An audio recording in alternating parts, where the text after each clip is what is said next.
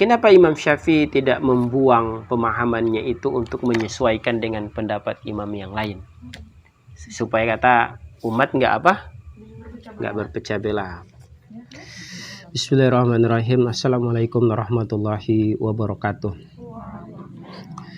Alhamdulillahirabbil alamin, wassalatu wassalamu ala sayyidina Muhammadin wa ala alihi wa sahbihi ajmain, amma ba'du. Segala puji milik Allah Subhanahu wa taala. Salawat dan salam untuk baginda Rasul Nabi Muhammad sallallahu alaihi wasallam.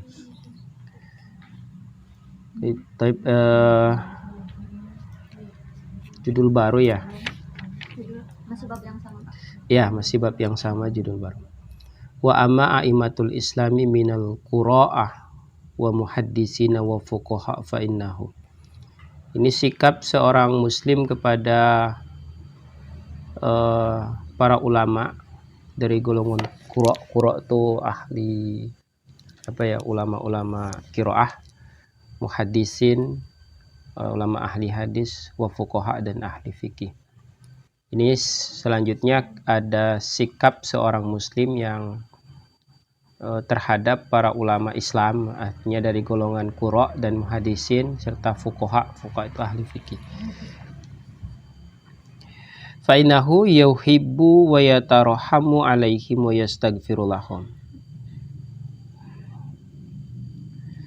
Nah, seorang muslim itu harus mencintai mereka, memuliakan mereka, serta memohonkan ampun untuk mereka. Makanya kita sering menyebutnya radhiyallahu anhum atau hafizahumullah atau apa lagi. Kalau sudah mati Allahumma yarham gitu kan.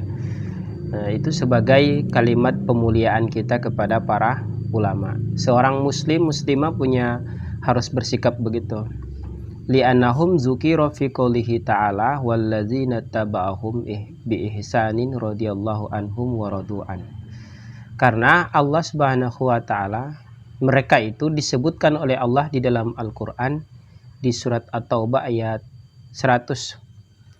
Walladzina taba'uhum bi ihsanin radhiyallahu anhum wa radu'an. Dan adapun orang-orang yang mengikuti pendahulu mereka, maksudnya para ulama, orang-orang beriman terdahulu, bi ihsanin dengan kebaikan, radhiyallahu anhum, Allah ridho kepada mereka, wa radu anhu, dan mereka ridho kepada Allah. Wa fi qouli Rasul khairukum kuruni, sebaik-baik kalian adalah yang berada di zamanku, yaitu di zaman Rasul. Summal ladzina yalunahum, kemudian orang-orang yang mengikuti mereka, gitu. Yaitu generasi keberapa berarti? Generasi kedua. Kan generasi pertama generasiku kata Rasul, kemudian orang-orang yang mengikuti generasiku itu berarti sahabat, generasi sahabat Rasul itu di kalangan sahabat, baru yang mengikuti sahabat, muridnya sahabat dinamakan tabi'in. Summal ladzina yalunahum, kemudian orang-orang yang mengikuti pengikut sahabat tadi, berarti namanya atsba'u tabi'in. Jadi golongan sahabat, golongan tabi'in, golongan atsba'u tabi'in. Ini tiga generasi awal yang sering kita sebut adalah golongan salaf. Jadi golongan salaf itu adalah tiga generasi ini, gitu. Nah, kalau sering kita dengar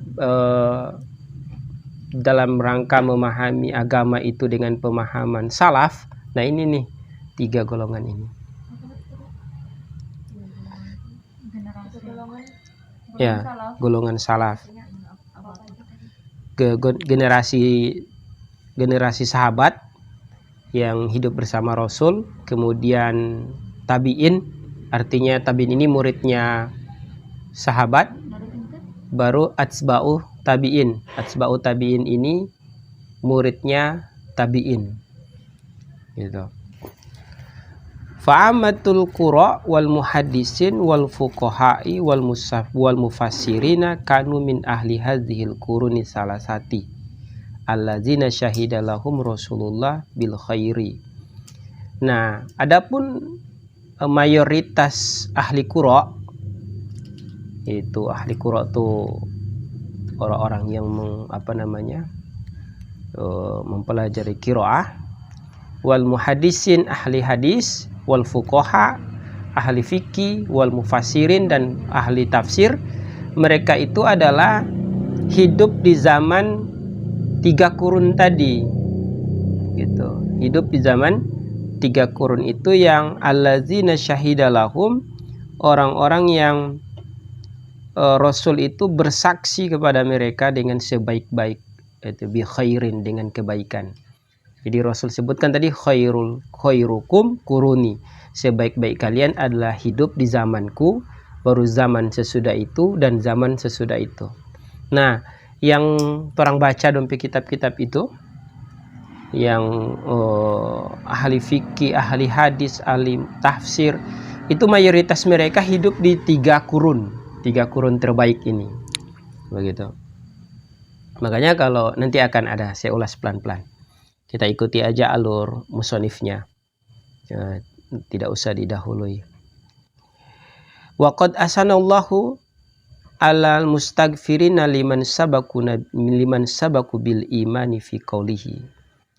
Dan Allah memuji mereka dengan memohonkan ampunnya, alal mustaghfirina, kepada atas orang-orang yang memintakan ampun, liman sabaku, bagi orang yang mendahului mereka, bil imani, dengan iman. Nah, yang ayat yang sering-sering disebut itu doa yang kita sering dengar, Rabbana gfir lana wal ikhwanina allazina sabaquna bil iman. Nah, itu dorang gitu. Nah, 3 golongan ini mereka itu. Ya, kita baca-baca, ya Allah ampunilah kami dan saudara-saudara kami dan orang-orang yang mendahului kami di dalam keimanan. Nah, mereka ini nih, 3 generasi terbaik ini. Nah, itu disebut di surat Al-Hasr ayat 10. Fahuwa, maka adapun seorang muslim, izan, kalau begitu, yastaghfiru likullil mu'minina wal mu'minat. Nah, seorang muslim itu harus memintakan ampun kepada setiap mukmin dan mukminat, atas orang-orang yang mendahului. Berarti memang menghormati orang terdahulu itu penting ya, gitu. Penting juga. Nah, itu poin 1 ya. Poin 2, la yazkuruhum illa bi khairin. Seorang muslim itu tidak menyebut mereka kecuali dengan sebutan kebaikan. Jadi kalau menyebut ulama itu yang baik-baiknya yang apa? Disebut. Wala ya'ibu alaihim qaulan, dan tidak mencela kepada mereka dengan ucapan. Wala ra'yan, dan tidak juga pada pendapat mereka jangan dicela. Kalau kamu tidak setuju, ya sudah, enggak, jangan dicela. Jangan kayak golongan sebelah itu yang sering di video-video itu dia bilang itu pengikut Ghazali gitu kan, itu Syafi'i pelaku bid'ah karena kunut. Nah, jangan kayak gitu, itu tidak ada adab kepada ulama, tidak ada adab. Wa ya'lamu annahum kanu mujtahidina mukhlisina, dan muslim itu harus tahu bahwa mereka adalah golongan mustahid, orang-orang yang mustahid, kemudian orang-orang yang ikhlas. Fayata'addabu ma'ahum inda zikrihim, maka muslim itu harus punya adab ketika menyebut mereka, gitu. Harus punya adab ketika menyebut mereka. Mustahid itu mereka yang mencurahkan seluruh kemampuan dan keilmuan mereka untuk menyimpulkan hukum dari Quran dan Sunnah atau hadis, supaya kemudian kita itu jadi mudah memahami agama. Kita kan nggak sanggup ya cari Quran, gali di Quran sendiri, gali di hadis sendiri. Nanti ujung-ujung bilang mengusap kepala bukan rukun wudu, sholat id jadi wajib, kotoran orang jadi najis mugolazo, ya kan? Kotoran orang jadi najis mugolazo, najis anjing dan babi. Nah, bagaimana bisa? Berarti tiap kali mau buang air besar harus pakai tanah itu. Ya kan? Kamu pernah nonton nggak video itu yang lagi viral? Ada itu video ustadz itu, padahal gelar-gelarnya dokter loh. Kita saking khawatir jangan-jangan kita yang nggak update dang. Kita baca tuh beberapa kitab, sampai kita baca tuh kitab Mazhabul Arba'ah. Mazhabul Arba'ah ini kitab lintas mazhab, dia nama kitab Muqarron. Jadi semua mazhab dibahas di situ. Jangan-jangan kita yang salah. Ternyata nggak ada loh di PW. Oh, dia ini cocokologi berarti. Cocokologi atau asbun. Ya, kong menyalahkan ulama-ulama masalahnya. Kalau nggak sepakat, ya tidak usah menyalahkan. Nah, maka kepada para ulama itu fayata'addabu ma'ahum inda dzikrihim. Ketika menyebut mereka, kamu harus punya adab. Punya apa? Adab. Punya Imam Syafi'i, jangan si Syafi'i, jangan begitulah. Syafi'i. Gitu. Wa yufaddilu ra'yahum ala ra'yi man ba'dahum, dan kamu harus mengutamakan pendapat mereka atas pendapat orang-orang sesudah mereka. Gitu tuh. Jadi pendapat 4 mazhab itu kamu utamakan atas pendapat orang-orang sesudah mereka.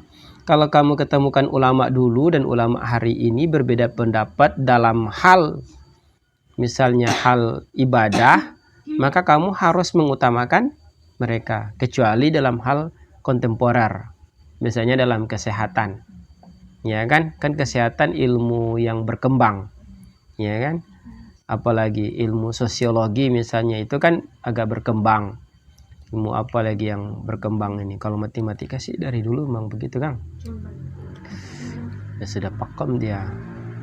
Ya, biasanya muamalah itu berkembang dia. Dulu kita nggak kenal istilah bank, sekarang muncul bank, nggak jualan online dari zaman dulu. Nah, ulama sekarang karena memang banyak faktor yang berkembang, didukung oleh kaidah-kaidah usul fikih bahwa kadang hukum itu berubah tergantung zaman dan waktu, maka ada hal yang berubah. Misalnya dulu ada perumpamaan ulama klasik itu, seandainya babi dan kambing misalnya berhubungan, lahir kambing gitu misalnya, maka kambing itu najis. Ternyata ilmu kedokteran itu mengatakan itu tidak mungkin terjadi karena secara genetik berbeda. Nah, secara genetik apa? Berbeda. Nah, dalam hal-hal semacam itu kamu boleh merujuk kepada ulama kontemporer. Kamu boleh. Tapi dalam hal masalah ibadah itu sudah selesai. Nggak usah berinovasi lagi kamu untuk nggak usah. Jangan-jangan kamu bilang sholat itu karena kamu saking kreatif dikasih kurang isya jadi berapa rakaat? Jadi 3 rakaat. Karena faktor sibuk misalnya. Oh, nggak bisa. Gitu ya. Ya, nggak bisa ya. Wa mara'ahu ala mara'ahu man ata ba'dahu minal ulama wa fuqaha wal mufassirina wa muhaddisina. Apa-apa yang menjadi pandangan orang-orang sesudah mereka dari golongan ulama dan fuqaha serta mufassir dan muhaddisin. Maksudnya tetap kamu harus berpegang kepada ulama-ulama terdahulu, lebih mengutamakan pendapat mereka atas ulama-ulama terkini. Misalnya 4 mazhab telah sepakat hijab itu hukumnya wajib. Tiba-tiba hari ini ada yang bilang bahwa tidak wajib. Ya kamu harus mengikuti 4 mazhab itu karena Rasul dah jamin mereka dengan tadi khairukum kuruni summalazina yalunahum summalazina yalunahum. Itu Rasul penjaminan bahwa mereka lah sebaik-baik kurun, sebaik-baik zaman. Berarti karena ada jaminan itu, maka pendapat mereka didahulukan atas pendapat orang-orang sesudah mereka. Begitu. Paham ya? Ya. Wala yatsruku qaulahum illa liqaulihi ta'ala aw liqauli rasulihi aw liqauli sahabati ridwanullahi alaihim ajmain. Dan kamu tidak boleh meninggalkan pendapat mereka. Tidak boleh tinggalkan pendapat mereka kecuali memang pendapat mereka nyata-nyata berbeda dengan apa yang Allah sebutkan berbeda dengan apa yang Rasul sebutkan, berbeda dengan apa yang sahabat sebutkan. Nah, pada tataran ini saya ingin menggarisbawahi, itu bukan kapasitas kita menilai itu. Karena kita nggak punya kapasitas menilai para ulama itu. Apakah mereka berbeda bertentangan dengan Quran dan hadis. Nah, itu tidak mungkin lah, sebab Rasul sudah menjamin mereka. Artinya yang menilai itu adalah sesama ulama. Bahwa ini sudah bertentangan. Tapi kan tidak mungkin Imam Syafi'i itu bertentangan dengan Quran, hadis. Abu Hanifah tidak mungkin. Karena secara kurun sudah dijamin. Walaupun mereka bukan orang yang maksum. Maksum itu terjaga dari kesalahan. Tapi kesalahan mereka pun sudah jadi pahala loh. Karena ijtihad mereka jika benar dapat pahala 2, yang salah dapat pahala 1. Karena mereka ahli di bidangnya. Begitu. Jadi yang menilai, kita tidak boleh meninggalkan perkataan mereka kecuali bertentangan, nyata-nyata bertentangan dengan firman Allah. Tapi kan yang menilai ini bukan kita. Kecuali misalnya kita dapati ada pendapat yang mengatakan bahwa sholat 5 waktu itu hukumnya sunnah. Ya, itu kan jelas Quran bilang wajib, tapi tiba-tiba dia bilang apa? Sunnah. Tapi tidak mungkin. Itu tidak mungkin. Logika orang berilmu itu tidak mungkin bakal terjadi. Itu tidak mungkin. Tapi hari ini kan ada orang-orang yang kepedean. Kepedean itu sangat tinggi sekali dia kepedean. Sampai dia menilai Imam Syafi'i itu seperti gelar-gelar doktor hari ini, profesor hari ini. Dulu juga saya berpikir begitu. Oh ya, mungkin kan Quran yang sama, hadis yang sama begitu. Itu Masya Allah, ketika makin kesini, makin baca biografinya, pengakuan para ulama tentang mereka, tentang keutamaan-keutamaan mereka. Kita ini ibarat laut, baru dapat dengar suara ombak. Belum sampai di tepi laut. Nah, belum. Gitu. Belum, masih sangat jauh. Gitu. Jauh sekali. Bahkan kita belum tahu warna pantai itu seperti apa. Ya. Sementara mereka itu bagai samudra yang tidak bisa diukur. Ya kan? Ya. Luar biasa. Misalnya ketika kita meragukan tentang hadis yang diriwayatkan oleh Imam Syafi'i.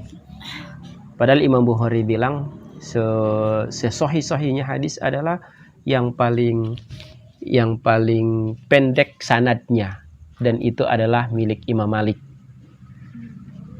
yang diriwayatkan dalam kitab Al-Muwatta. Tapi tahu enggak kitab Al-Muwatta ini oleh Imam Syafi'i itu hafal cuma dalam 9 malam, usianya 13 tahun.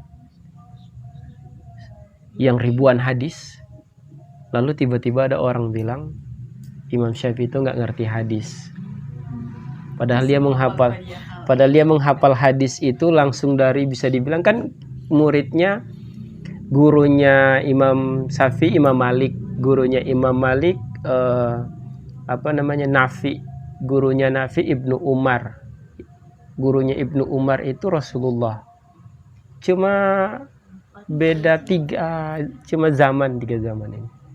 Cuma Malik, Nafi, Ibnu Umar. Kan sangat dekat itu riwayatnya. Sakit pendek sekali dia periwayat, jadi paling sahih ini. Itu Imam Bukhari yang mengakui itu bahkan. Lalu ada yang kasih baku banding, mau pilih mana pendapat Imam Syafi'i atau hadis yang diriwayatkan oleh Imam Bukhari? Dikira Imam Bukhari, Imam Syafi'i tidak ngerti hadis yang di. Padahal tuh jalur-jalurnya karena anak ngaji hadis, jadi anak sedikit tahulah bahwa ada beberapa riwayat yang dari Imam Bukhari itu dari gurunya Imam Syafi'i. Dia tidak ambil dari Imam Syafi'i karena Bukhari itu kan di bawah Imam Syafi'i, secara zaman beda. Tapi dia tidak ambil dari Imam Syafi'i karena mau lewat jalur murid-muridnya Imam Syafi'i ke gurunya jadi jauh, jadi panjang. Jadi dia potong kompas karena dia masih bisa jumpai ini guru atau satu zaman dengan Imam Syafi'i. Dia bisa jumpai satu murid itu dah. Ya, dia bilang. seperti Jal beginilah. Saya kan secara sanad keilmuan berguru ke Ustadz Ceng, baru berguru ke Miftahul Khair. Tapi kan kalau saya mau pakai jalur Ustadz Ceng agak kepanjangan sanadnya. Padahal saya udah bisa ke Miftahul Khair. Jadi saya potong itu riwayat di sini. Padahal bisa aja saya pakai ini. Tapi akan jauh lebih panjang. Nah, secara teori informasi makin panjang, kemungkinan bias lebih memungkinkan. Begitu. Nah, kalau bisa dipotong kompas, nah, begitu. Bisa dipahami kan? Nah, biar kamu nggak ikut-ikut mencela ulama. Karena kamu kira mereka itu orang-orang seperti kita saja. Iya, manusia biasa. Mereka juga batu, tapi berlian. Batu berlian. Kalau kita koral kan gitu. Kita baru ada artinya kalau dikumpulkan dengan sekian banyak jadi satu track, nah baru ada artinya. Yang ketiga, annama dawanahul al-imatul al-arba'ah Malik wa Syafi'i wa Ahmad wa Abu Hanifah wa marawahu wa qalahu min masailid dini wal fikhi. Dan apa-apa yang ditulis oleh imam 4 mazhab itu, 4 imam itu, seperti Imam Malik, Imam Syafi'i, Imam Ahmad, Abu Hanifah, dan apa yang mereka riwayatkan, dan apa yang mereka sebutkan dari berbagai masalah agama, berupa fikih dan syariah. Apa yang mereka sebutkan itu bersandar dari Quran dan Sunnah Rasulullah, dan bukan walaisalahum ila mafahimuhu minal hadil usul. Dan tidaklah apa yang mereka sebutkan itu kecuali apa yang mereka pahami dari Al-Quran dan hadis gitu. Jadi kamu berpegang aja kepada apa yang ditulis oleh 4 mazhab itu, mulai dari masalah agama berupa fikih, syariah, yang mana apa yang mereka sebutkan itu adalah bersumber dari Al-Quran dan Sunnah Nabi Shallallahu Alaihi Wasallam gitu. Dan sumber itu adalah sumber pemahaman mereka terhadap Al-Quran dan hadis. Au istimbatu minhuma, atau mereka tetapkan berdasarkan Quran dan hadis, atau au qasuhu alaihima, atau mereka kiaskan kepada keduanya. Kias itu analogi. Nah, contoh kias begini. Kias itu adalah analogi. Saya sering mencontohkan ini, misalnya khomar. Khomar itu di Quran disebutkan innamal khomru wal maisir najisun, gitu kan, wal ansob itu ya. Nah, itu najis, terlarang, haram hukumnya. Ayat yang lain fajtanibu, jauhi, karena itu perbuatan setan, jauhi. Nah, tapi kan baru kita ketemukan misalnya narkotika, apalagi habon dan seterusnya. Itu kan tidak termasuk khomar. Karena bahan dasar khomar itu adalah anggur yang difermentasi. Itu khomar. Nah, berarti cap tikus tidak termasuk. Berarti narkotika tidak termasuk. Saguer itu ya tidak masuk. Apalagi komiks. Komiks itu ada logo apa? Ada logo halal kan? Iya, komiks itu kan ada logo halal tuh.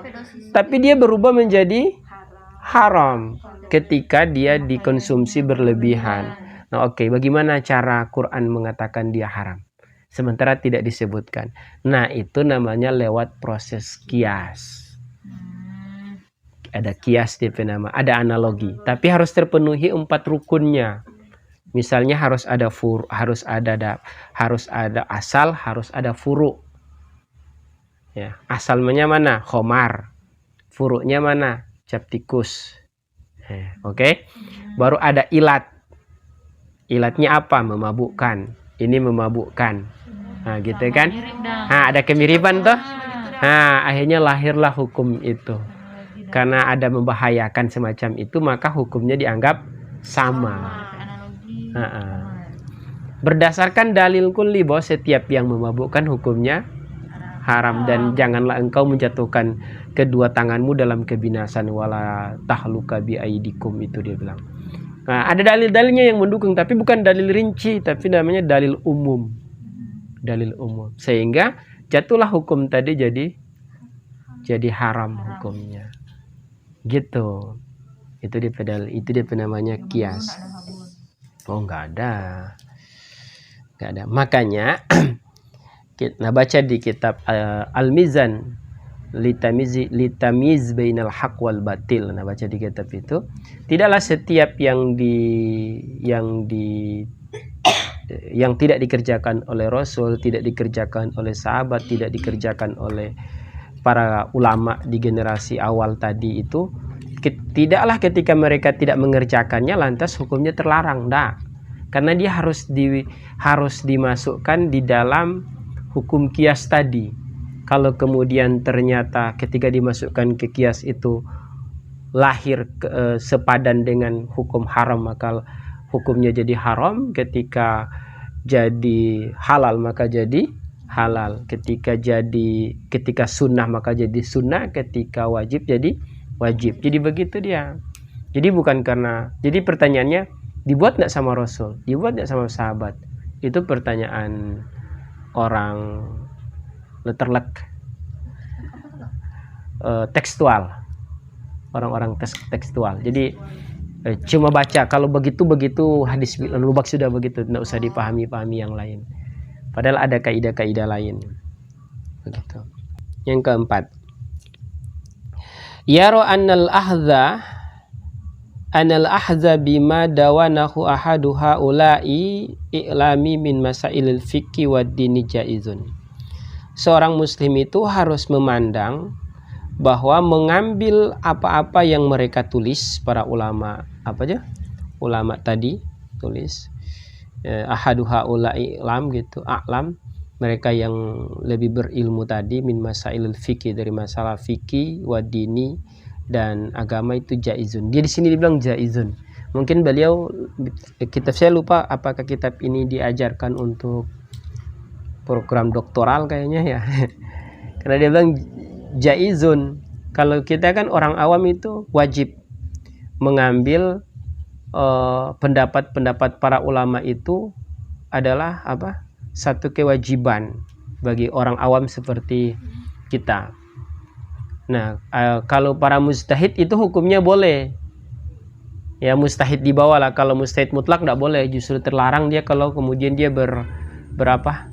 bertaklid kepada mujtahid lagi. Kenapa Imam Syafi'i sampai lahir sebuah mazhab Asy-Syafi'iyah? Karena dia sudah tidak diperbolehkan untuk kemudian bersandar kepada pemahaman gurunya. Karena kapasitasnya sudah level yang sama, maka dia tidak boleh. Seperti ada seorang profesor, saya tidak tahu kalau profesor itu ketika dalam sebuah penelitian dan sudah diakui penelitiannya, apakah dia masih apa? Saya yakin dia masih berpegang kepada pendapat profesor yang lainnya. Masih ya. Tapi kalau mujtahid sudah tidak. Hah?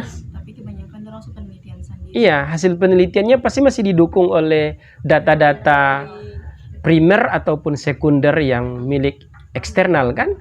Yang lain, pasti kan begitu ya. Tapi kalau para mujtahid itu sudah terlarang. Dia terlarang untuk berpendapat seperti pendapat yang lain. Kecuali hasil penelitiannya ternyata sama dengan gurunya. Hasil penelitiannya sama dengan gurunya yang satu, itu tidak masalah. Tapi kalau nyata-nyata dia langsung mengambil pendapat gurunya, itu sudah tidak bisa seorang mujtahid. Itu sama dengan ahli dia. Kalau ahli dia sering berpendapat orang lain, dia susah. Iya, begitu. Nah, untuk mencapai tingkatan itu, saya sering sering membaca literatur macam ini. Kayaknya sampai mati nggak bakalan deh. Maksudnya sampai bisa memberikan pendapat tanpa menggunakan pendapat ulama, kayaknya nggak bisa ya. Maksudnya sampai mati juga nggak bakalan bisa kayaknya. Karena maksudnya segala keterbatasan itu ana lihat di depan dong. Bukan pesimis, bukan berarti. Karena tapi kita punya kewajiban bertaklid kepada pendapat mereka. Karena orang awam, beda dengan para mujtahid. Wa amala bih, dan mengamalkan amalu bi syar'iyatillah, mengamalkan apa yang menjadi pendapat mereka. Kita orang awam begitu. Malam yu'arad bin nasin sorihin sahihin min kitabillahi au sunnatin rasulillah. Selama tidak bertentangan dengan nas yang sharih, jelas, sahih juga dari Al-Quran dan Sunnah. Maka tidak boleh ditinggalkan qaulu ta'ala au qaulu rasul. Maka perkataan Allah dan Rasul itu tidak boleh ditinggalkan hanya karena liqauli ahadin min khalqihi kainan mankana. Tidak boleh pendapat ucapan Allah dan Rasul ditinggalkan hanya karena pendapat seseorang dari makhluk Allah sebagaimana adanya dia. Tidak boleh itu. Tapi kan yang menilai salah dan tidak bukan kewenangan kita ya, karena kita nggak punya kapasitas kan. Berarti memang makalah ini mungkin untuk para mustahid. Kalau kita ya tetap taklid aja. Nanti kalau di akhirat Allah tanya, kenapa kau lakukan itu? Ya ulama bilang. Kenapa kau ikut ulama? Ya Allah yang suruh, fas'alu ahla zikri in kuntum la ta'lamun. Tanya kepada ahli jika kamu tidak tahu. Persoalan dia salah bukan urusan saya. Ya kan orang awam. Ya kan? Sudah belajar maksimal. Begitulah ulama sampaikan. Allah juga enggak langsung tiba-tiba pukul orang gitu. Ya Allah cuma suruh kita kan belajar. Tiba-tiba ternyata kunut itu ternyata keliru. Ya kita nggak disiksa lah. Kita kan cuma mengikuti ulama begitu. Karena nanti khawatir hilang adab. Hilang adab itu menyangka diri lebih pintar daripada para ulama. Hafal hadis saja, hadis arba'in enggak tamat. Habis hafal langsung lupa. Hafal Quran juz amma aja cuma. Allah sebutkan ya ayyuhallazina amanu la tuqaddimu baina yadillahi wa rasuli.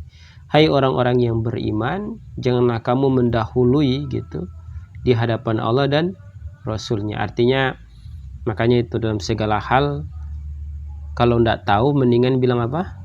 Enggak tahu, jangan pernah mendahului. Nah, begitu juga kalau misalnya Allah sudah bilang haram, kamu jangan bilang apa? Halal. Begitu. Jangan cari segala cara ya untuk membenarkan nafsu kamu. Ada ayat juga yang bilang wa ma atakum rasulu fakhuzuhu. Apa-apa yang Rasul bawa maka ambil. Wa ma nahakum anhu, dan apa-apa yang Rasul larang kepada kalian fantahu, tinggalkan. Berdasarkan itu maka kebelakangkan pendapat orang, lebih mendahulukan Allah dan Rasul begitu. Tapi dalam hal ini karena kita orang awam, ya kita cuma punya kewajiban mengikuti ulama. Kecuali kamu jadi ahli ya, kamu boleh berselisih jadi ahli. Kan kalau para begini, contohnya begini. Kalau para profesor berbeda dalam menyimpulkan sesuatu, maka mahasiswa semester 1 semester 1 punya kewajiban apa? Kewajibannya cuma satu, ikuti aja apa yang diajarkan di diktat kuliah itu.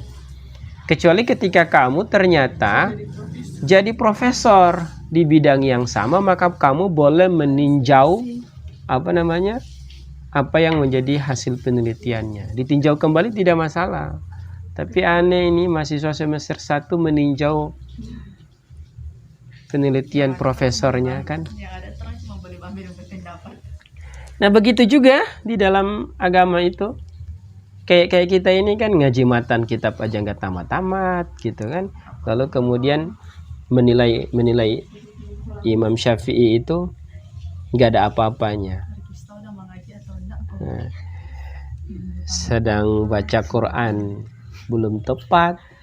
Ya kan kalau diteliti cara baca Quran kita ini penyebutan huruf sifat kita nggak tahu mana huruf yang harus di mulutnya itu sambil tersenyum menyebutkannya. Tahu enggak? Ada huruf apa yang ketika kamu menyebutkannya kamu harus tersenyum. Cuma ngomong bismillah itu bukan bismillah, bukan. Kamu harus tersenyum itu bismillah, tersenyum loh. Ngomong sin itu kan nggak tahu ya. Banyak gitu belum sesuai sifatil hurufnya. Ya makhraj mungkin udah diketekan. tapi sifat hurufnya masih jauh. Yang gitu aja belum mau berlagak lebih pintar. Wa makana lil mu'minin wal mu'minatin idza qadallahu wa rasuluhu amron ayakuna lahum khiyaratu min amrihim. Tidak, ini surat apa ini? Surat Al-Ahzab ayat 36. Tidak pantas bagi seorang mukmin laki-laki dan mukminah, wanita mukmin, idza qadallahu wa rasuluh, ketika Allah dan Rasul sudah menetapkan sesuatu, ya, amron, satu urusan, ayakuna lahum khiyaratu min amrihim, lalu dia punya pilihan yang lain. Jam kabar. Ya kan? Suka-suka dia tuh. Kalau Allah bilang itu terlarang, haram, halal, kamu nggak usah punya apa? Pilihan lain. Kamu cuma punya pilihan apa? Sayang. Terima. Kamu cuma punya pilihan apa? Terima. Gitu, nggak usah banyak kelakuan, nggak usah banyak protes, nggak usah banyak lenggang. Dari sudah Jam beneran lebih. so begitu itu ketetapan. Terang kan banyak begitu. Makanya jangan lu tambah-tambah urusan. So begitu Allah tetapkan. Kita sering bilang itu, apalagi kalau nanti berumah tangga. Kalau suami sudah bilang begitu, kamu taat aja ke suami selama perintahnya bukan apa? Bukan maksiat. Biar bertentangan dengan batin. Selama bukan maksiat, kamu cuma punya apa? Karena taat kepada suami itu adalah perintah Allah dan perintah Rasul. Kecuali perintahnya bertentangan dengan syariat, ya kamu wajib menolak. Gitu, wajib apa? Menolak. Wa qaulihi, dan sabda Nabi. Wa qauluhu itu. Man amila amalan laisa alaihi amruna fahuwa raddun. Siapa yang mengerjakan satu amalan yang mana amalan itu laisa alaihi amruna, yang mana itu bukan bagian daripada urusan kami, fahuwa raddun, maksudnya agama, fahuwa raddun, maka itu tertolak. Siapa yang mengamalkan sesuatu dan itu bukan dari agama kami, maka itu tertolak. Gitu. Nah, ini yang sering dijadikan dalil apa? Dalil bid'ah. Oh, itu kan nggak dikerjakan oleh Rasul. Hadisnya apa? Ini hadis Aisyah, man amila amalan laisa alaihi amruna fahuwa raddun. Padahal tidak begitu juga cara memahaminya. Maksudnya itu laisa amruna itu memang benar-benar nggak ada sama sekali dalil yang mendukung. Contoh misalnya nih. Contohnya saya kasih cerdas kamu. Saya kasih pintar. Contoh Maulid Nabi. Kerjakan sama Nabi enggak? Enggak. Secara dalil jelas enggak. Sahabat bikin enggak? Tabiin bikin enggak? Atba'u tabiin bikin enggak? Berarti bid'ah dong. Oke. Katakanlah di titik itu kamu benar. Sekarang kita tanya. Rasul suruh nuntut ilmu enggak? Suruh. Rasul suruh silaturahmi enggak? Suruh. Rasul suruh selawat enggak? Suruh. Sekarang terang tanya. Apa yang dikerjakan di Maulid? Semua itu ada enggak? Terlarang tidak? Enggak. Apakah itu laisa amruna? Apakah itu bukan bagian dari urusan kami? Termasuk urusan kami. Disuruh tuntut ilmu, ya kan? Disuruh sholawat, silaturahmi, apalagi? Itu kan semua ada kan? Berarti termasuk laisa amruna tidak? Enggak. Itu justru urusan kami, urusan agama. Jadi semuanya itu berarti itu masih secara jelas tidak, Rasul tidak bikin. Tapi isinya itu semua diperintah oleh Rasul. Berarti itu bukan bid'ah. Cara melihatnya begitu. Kayak tahlilan. Rasul tahlilan enggak? Enggak bakal. Sahabat? Enggak. Sekarang terang tanya. Rasul suruh enggak mendoakan orang meninggal? Iya. Allahumma gfir. Bahkan Allah bikin tuh, Allahumma gfir lil muslimina wal muslimat wal mu'minina wal mu'minat al ahya minhum wal amwat, baik hidup maupun sudah mati. Disuruh. Udah disuruh doakan. Siapa yang berdoa 40 orang, maka doanya seperti satu orang wali. Ya, begitu kan? baru mensedekahkan makanan kepada orang, kemudian diniatkan untuk yang sudah meninggal, itu nyampe tuh ihda usawab, nyampe. Nah, sekarang yang dilakukan itu bertentangan tidak semua? Enggak ada, semua diperintah. Berarti itu bukan apa? Bukan bid'ah, karena masih ada yang jadi dalil. Nah, sekarang contoh sesajen. Bawa sesajen, diberi makan kepada penunggu. Itu tuh laisa amrina. Laisa amruna. Karena memang nggak ada dalil satupun yang mendukung itu. Masa dikasih makan jin, di mana itu? Walaupun jin yatim piatu, cari makan sendiri dia. Ya kan? Nah, begitu cara memahaminya biar kamu nggak ikut-ikut mencela ulama gitu. Nah, 5. Yara annahum basyarun yusibuna wa yukhti'una. Qad yukhti'u ahaduhum haqqa fi mas'alati ma min masaili. Seorang muslim itu harus memandang mereka bahwa mereka itu adalah manusia yang kadang benar, kadang juga apa? Salah. Gitu. Terkadang mereka luput dari satu kebenaran dalam satu masalah, dari masalah-masalah agama, yang mana juga itu tidak disengaja, tidak bermaksud. Enggak begitu ulama. Kadang memang mereka keliru, tapi menilai keliru mereka itu sesama mereka. Jadi kalau kamu menilai Imam Syafi'i salah, jangan dinilai dengan pandangan kamu, nilai aja dengan pandangan misalnya Ahmad bin Hambal, misalnya begitu kan? Gitu. Tapi masalahnya kekeliruan mereka itu begini, contoh. Imam Ahmad bin Hambal bilang kunut subuh itu nggak ada. Imam Syafi'i bilang apa? Ada. Imam Malik bilang gimana? Ada, tapi sebelum ruku. Imam Syafi'i bilang ada sesudah ruku. Abu Hanifah bilang nggak ada. Nah, tapi karena mereka sesama ahli, maka mereka tidak saling menyalahkan. Tidak apa? Tidak saling menyalahkan. Karena penelitian mereka ketemu di satu titik bahwa oh iya begini, satu punya ketemu di titik ini, satu punya ketemu di titik ini. Dan Imam Syafi'i tidak boleh cocok-cocokan dengan Malik, tidak boleh cocok-cocokan dengan siapa? Imam Hanafi. Karena kalau ke Imam Ahmad nggak bisa, karena Imam Ahmad ini muridnya. Nah, Imam Ahmad nggak boleh cocok-cocokan dengan siapa? Dengan Imam Syafi'i. Karena mereka berada di posisi yang sama. Begitu, di posisi yang sama. Karena Imam Syafi'i harus berpegang kepada hasil penelitiannya. Dia tidak boleh bertaklid kepada sama mereka karena dia sudah di kapasitas yang sama.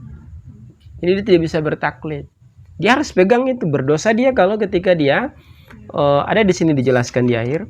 Itu berdosa dia kalau kemudian dia tinggalkan pendapatnya lalu mengambil pendapat yang lain. Sementara dia sudah hanya untuk menemukan kecocokan. Tinggalkan just biar umat kemudian nggak berpecah belah. Ikut aja Abu Hanifah misalnya. Nggak bisa. Kamu harus tahu ini karena banyak nggak tahu ini. Banyak nggak tahu ini. Kecuali mereka yang konsentrasi di bidang ini ya bakal tahu. Sehingga biar kamu tahu, oh ternyata begitu ya, sampai beda-beda pendapat. Begitu. Gitu. Ya kamu nggak pusing. Kenapa sih harus ada perbedaan pendapat? Kan begitu ya? Harus. Falihadza al-muslimu la yata'assubu li ra'yi ahadihim duna akhar. Oleh karena itu seorang muslim tidak boleh fanatik kepada satu pendapat dari mereka kemudian mengabaikan pendapat yang lain. Dunal akhar, mengabaikan pendapat yang lain. Ya karena memang kamu juga nggak punya kewajiban berpegang teguh kepada satu pendapat. Kamu boleh pindah-pindah kok. Boleh kamu berwuduk dengan mazhab Syafi'i, sholat dengan mazhab Imam Malik, puasa dengan mazhab Abu Hanifah, itu boleh. Yang nggak boleh itu begini, kamu wuduk dengan mazhab Syafi'i, batal dengan mazhab Imam Ahmad bin Hambal atau mazhab Imam Malik. Termasuk apa Ji DP nama Ji?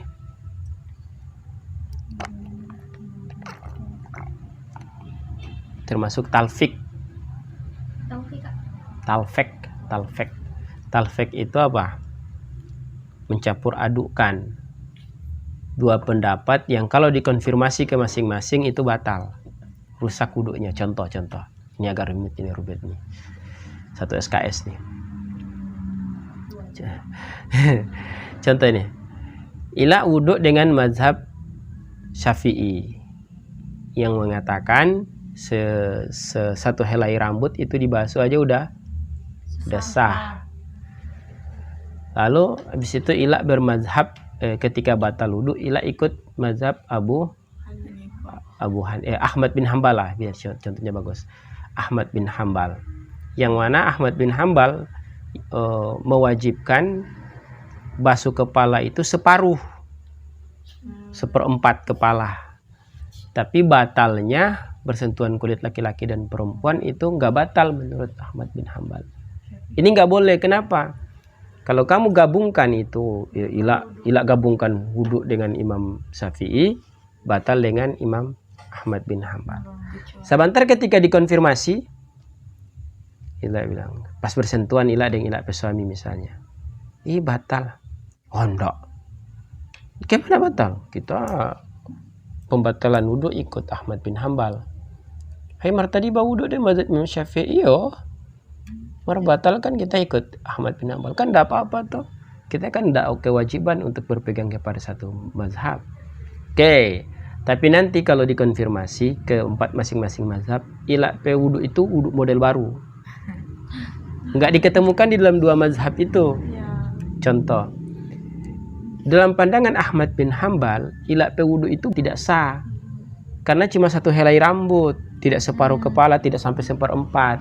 Jadi dari perspektif Ahmad bin Hambal, wudhu kamu sudah nggak sah. Begitu.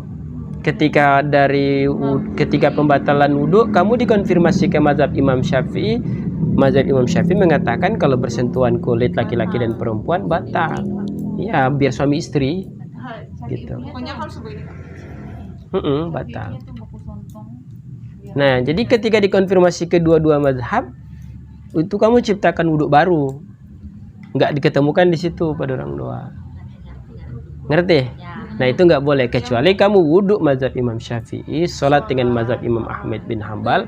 Nah, itu nggak masalah. Kalau ikut satu berarti setelah ikut wudhu dan sholat, berarti habis itu wudhu baru pindah di laut. Makanya pertanyakan kalau ada orang yang sholat, baca Al-Fatihah nggak baca Bismillah. Kamu baca apa dikasih pelan atau sama sekali nggak baca? Oh, saya nggak baca. Kenapa? Soalnya saya ikut Ahmad bin Hambal. Tapi kenapa tadi kunut? Kunut itu kan mazhab Syafi'i. Oh, sholat kamu udah benar. Karena Imam Ahmad bin Hambal itu tidak memperbolehkan kunut subuh. Batal tuh sholat. Ganti dah. Sholat lagi ini. Gitu. Paham sampai sini? Gitu. Jadi harus satu-satu paket. Walaupun berbeda-beda paket sholat. Apa tadi? Paket wudhu lain, paket sholat lain, paket puasa lain, terserah. Jadi habis itu satu paket tuh. Nah, satu paket. Kau paket combo atau paket apa? Sakti. Oke ya. Kamu nggak ada kewajiban bertaklid kepada satu mazhab, fanatik kepada satu mazhab lalu mengabaikan mazhab yang lain. Memang enggak. Kamu boleh loh, boleh kok, boleh. Tapi konsisten dengan pendapat yang diambil itu. Konsisten.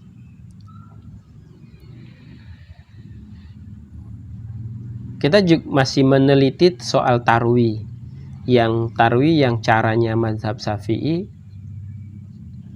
tapi jumlah rokaatnya bukan mazhab Syafi'i.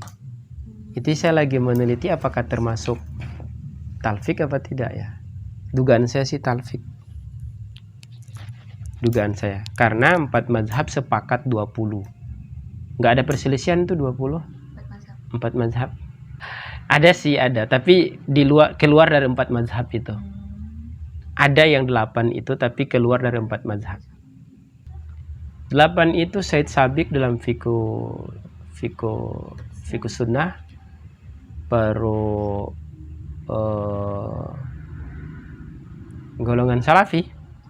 Nggak tahu golongan salafi, nggak tahu ikut ke siapa, karena Ahmad bin Hambal bilang 20. Yang ana baru dapati itu 8 itu dari Said Sabiq. Said Sabiq ini ulama abad ke-19. 19. Kita kan baru 20 ini ya, abad 21 ya. 21 20 abad ke-19. Belum lama. Kalau ana sih cenderung ke 20. Kenapa? Karena kalau dilihat di kaidah tadi di awal dia bilang apa? Kamu harus mendahulukan pendapat mereka atas pendapat ulama sesudah mereka.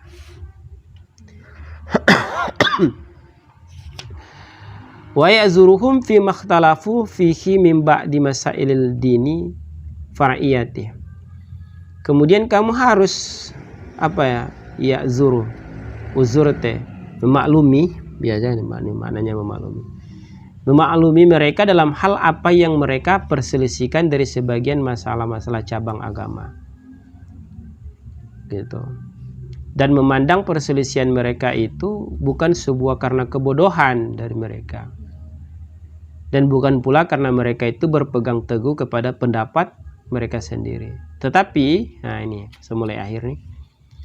Tetapi perselisihan itu, ya, perselisihan itu karena bisa jadi hadis yang satu tidak ditemukan oleh ulama yang satu, atau satu ulama berpandangan bahwa hadis itu sudah dinase itu dihapus. Karena anak ketemukan di hadis Sahih Muslim itu ada satu judul hadis-hadis yang sudah dimansuh, yang sudah tidak dipakai. Hadis sahih tapi tidak bisa dijadikan hukum. Tapi karena status hukumnya, karena dia sudah dimansuh itu dihapus, sudah tidak dipakai. Teksnya ada tapi sudah tidak bisa dijadikan apa? Landasan hukum. Bisa saja ada ulama yang berpendapat begitu. Seperti begini contoh kunut. Ada kunut, seorang sahabat ditanya, wahai ayah, engkau sholat di belakang Abu Bakar, Umar, Utsman, Ali, apakah mereka kunut? Bapak bilang, ya bunayya, wahai anakku, sesungguhnya kunut itu bid'ah. Kunut itu apa? Bid'ah. Seorang sahabatnya bilang. Tapi ada sahabat yang bilang bahwa Rasul itu tidak pernah berhenti kunut sampai beliau meninggal. Artinya itu sahabat tadi mungkin selalu bertepatan dengan sahabat Rasul ini tidak kunut, karena mungkin hadis kunut belum ada. Sementara ini bertepatan dengan Rasul selalu kunut. Bisa kan sahabat enggak di mana Rasul semua ngabring di situ, enggak. Kalau Rasul ke sana, yang lain tetap di Madinah. Rasul berperang, yang lain ikut berperang, yang lain tetap di Madinah. Enggak di mana tempat Rasul semua ngabring di situ, kosong Madinah kalau begitu. Nggak ada orang. Jadi begitu, ada kalanya begitu. Dan sahabat itu hanya akan mengamalkan apa yang dia lihat kepada Rasul. Dia tidak berani melakukan apa-apa yang tidak dia lihat. Wa inna makana imma anal mukhallifa lam yablugh hadisu aw ra'yuna sahih hadis allazi lam ya'khuz bihi aw a'radu hadisun akhar balagu farajahu alaihi. Atau mungkin bisa jadi dia memandang bahwa hadis itu bertentangan, lalu kemudian dia unggulkan satu hadis yang satu, sementara imam yang lain mengunggulkan hadis yang satu. Misalnya begini, itu tahiyat yang tangan bergerak-gerak itu, kalau tidak salah itu hadis Bukhari dan Muslim tuh yang bergerak-gerak. Nah, Imam Syafi'i itu dia ada metode jam'u. Metode jam'u itu mengumpulkan dua hadis dijadikan satu hukum selagi bisa. Kalau enggak baru dia unggulkan yang satu dan satu dimarju. Jadi Imam Syafi'i itu asyhadu an la ilaha illallah, asyhadu anna. Itu dia gerakkan tuh. Dia gerakkan. Tapi habis itu dia mengamalkan yang tidak digerakkan. Dia cuma satu kali gerak baru dia coba diam. Nah, yang lain itu mengamalkan satu hadis yang gerak-gerak. Yang ada itu cuma cik diam ya, dari awal minal awal ilal akhir dia tetap begini begitu. Nah, kalau Imam Syafi'i itu gerakkan begitu. Nah, itu bisa jadi begitu. Au fahima minhu malam yafhamu ghairuhu.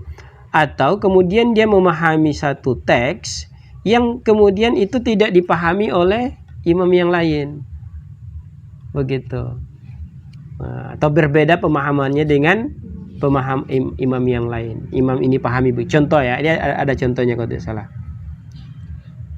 Di bawah contohnya. Contoh tentang pembatalan wudhu. Imam Syafi'i memahami bahwa bagian daripada pembatalan wudhu adalah menyentuh perempuan secara mutlak. Asal bersentuhan kulit batal. Pemahaman Syafi'i itu berdasarkan ayat aulamastumun nisa, atau kalian menyentuh perempuan. Faqad fahima min aulamastumu al-masha. Lalu kemudian dipahami dari ayat menyentuh itu adalah bersentuhan kulit dengan kulit. Tapi falam yaro ghairuhu, tapi ulama yang lain itu tidak memandang begitu, bahwa kulit dengan kulit. Gitu. Faqala biwujubil wudu limujaradil masil mar'a. Maka Imam Syafi'i itu berkata bahwa wajib berwudu sebab murni bersentuhan kulit laki-laki dan perempuan. Baru wa fahima ghairuhu, ulama yang lain berpendapat bahwa yang dimaksud dengan anal murada minal mulamasati fil ayati jima, bahwa yang dimaksud dengan bersentuhan di situ adalah makna jima, melakukan hubungan suami istri, baru batal wudu.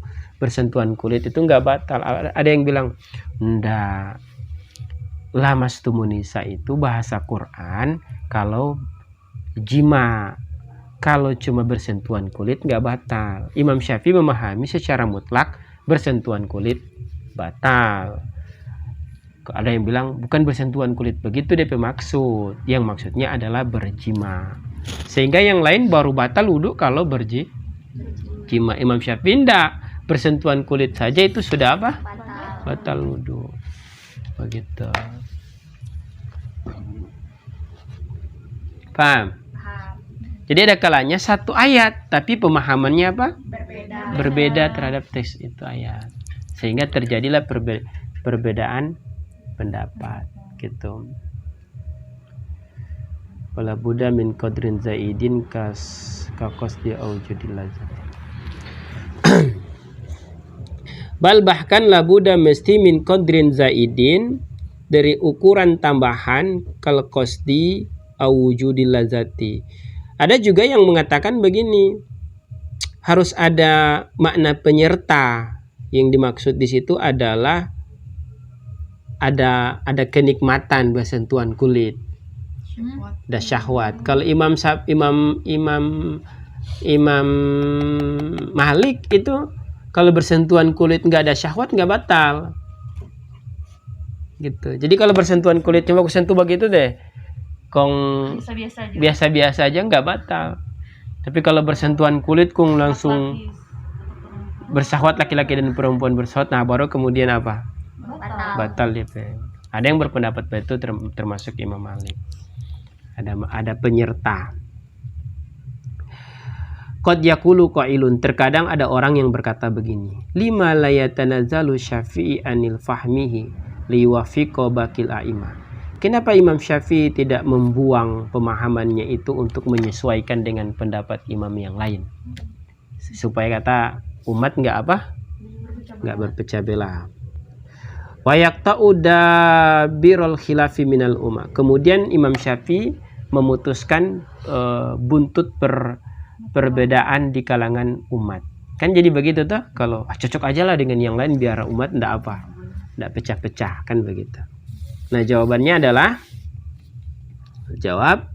annahu la yajuzu lahu abadan ayafhama an rabbihi syai'an la yukhalliju fihi adna raibin. Dia tidak boleh ketika dia memahami firman Allah lalu kemudian dia terusik dengan pendapat imam yang lain, kemudian dia ragu dengan dia berpendapat. Itu tidak boleh. Summa ayut surakuhu limujaradi ra'yi au fahmi imami ahor. Kemudian dia tinggalkan pendapatnya karena murni pendapat imam yang lain. Itu tidak boleh dilakukan. Mesti diambil dari pendapat, karena kapasitasnya udah sama, itu problemnya. Gitu. baru fayusbiha mutabi'an liqaulinas tarikan liqauli ta'ala. Lalu dia menjadi orang yang mengikuti pendapat orang lain karena dengan cara meninggalkan firman Allah. Dia jadi mengikuti pendapat imam yang lain, padahal ada firman Allah yang dia sudah pahami, begitu pemahamannya. Gitu. Wa huwa min a'zami dzunubi indallah, dan di perbuatan semacam itu dosa besar di hadapan Allah. Bagi kalangan mereka itu bukan torang. Torang ikuti ulama. Torang itu ikuti apa? Ulama. Itu Imam Syafi'i. Cuma anehnya ada orang yang mengangkat diri dengan level yang sama dengan para imam itu. Ada sampai orang berfatwa dengan apa yang mereka pahami dari Quran dan hadis, begitu. Padahal kemudian bertabrakan dengan pendapat-pendapat para ahli itu. Coba bayangkan yang barusan yang rame apa? Salat Id hukumnya apa? Wajib. Itu salat Id bagi perempuan hukumnya apa? Wajib. Wajib ain, bukan wajib kifayah. Artinya melekat kepada pribadi masing-masing perempuan. Ada di video, nanti anak selentar dikit lagi. Ya, terakhir. Naam, ya. Lau anna fahmahu min nasi aradahu nasu sorihun min kitabi au sunati lawajaba alaihi al-tamassaku bidalalatin nasi zahirati. Ya, seandainya bahwa Imam Syafi'i itu pemahamannya itu dari nas, ya, datang dari nas yang jelas, bahwa bunyinya jelas dari kitab dan sunnah, maka wajib bagi Imam Syafi'i untuk berpegang teguh dengan dalil nas yang jelas itu. Dia tidak boleh meninggalkan pendapat pemahamannya terhadap nas itu kemudian mengambil pemahaman yang lain. Wa yatsruku ma fahima min zalikal lafzi allazi dalatu laisat nasu sarihan. Kemudian dia meninggalkan apa-apa yang dia pahami dari lafaz yaitu berupa dalil yang mana dalil itu tidak bersifat sharih atau bersifat gamblang. Karena lau kanas dalalatuhu qat'iyah atau dilalatuhu qat'iyah, karena seandainya dalil itu pasti, qat'i itu pasti begini, kayak wala taqrabu zina, jangan dekati zina, itu pasti. Aqimus sholah, tegakkan sholat. Wa ita'uz zakat, dan bayarlah zakat. Itu kalimat-kalimat apa? Pasti. Itu dalil qat'i namanya. Nah, seandainya ada dalil yang sifatnya qat'i, maka lama ikhtalafa fihi isnani min amatil ummati fadlan anil a'imati. Maka Imam Syafi'i itu atau mustahid itu tidak boleh menyelisihi dalil qat'i, dalil yang pasti. Ya. Jadi dia tidak boleh menyelisihi dalil yang sudah sifatnya pasti kemudian mengamalkan pendapat imam yang lain. Kalau sudah dalilnya yang dia pahami itu dalil yang pasti. Begitu. Nah, ini kamu harus pahami. Sehingga dari materi ini kamu jadi paham bahwa keutamaan ulama itu luar biasa. Kamu harus memuliakan mereka dalam menyebut mereka juga. Kamu harus punya adab. Dan kamu jadi paham apa yang menjadi latar belakang perbedaan mereka, sehingga kamu bisa memaklumi kenapa mereka berbeda pendapat. Sehingga kamu jadi berlapang dada. Oh, ada perbedaannya karena memang ada potensi memang. Sengaja memang Allah memberikan ayat-ayat yang bisa dipahami dengan beberapa kesimpulan hukum. Tapi yang memahaminya bukan kita sebagai orang awam, tapi memang para ahli. Wallahu alam, bisa dilanjutkan dengan diskusi. Assalamualaikum warahmatullahi wabarakatuh.